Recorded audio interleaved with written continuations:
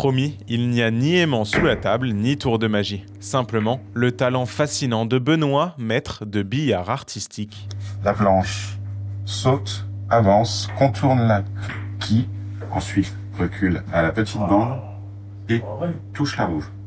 Et c'est surtout l'impact sur la bille qui va déterminer, et puis la puissance et la pénétration dans la bille qui va faire que on va donner la bonne force, la bonne vitesse, la bonne puissance à la bille pour faire le bon trajectoire.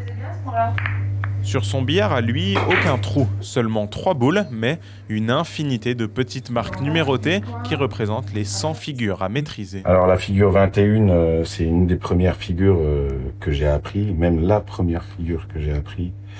Techniquement, elle n'est pas très compliquée à réaliser, mais elle reste impressionnante. Et c'est à partir de là que je me suis dit que je pouvais arriver à réaliser beaucoup de figures.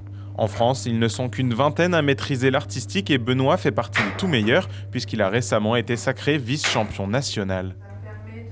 On a tous joué dans les bars, on voit à peu près quand on tape dans une bille ce qui se passe.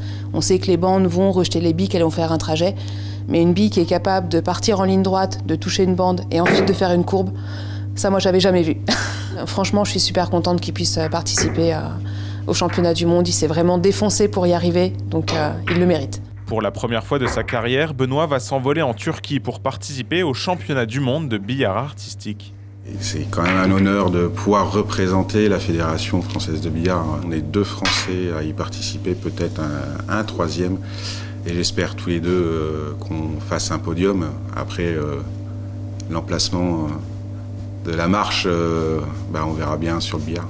Pour cela, il faudra viser juste et espérer atteindre les 80% de réussite.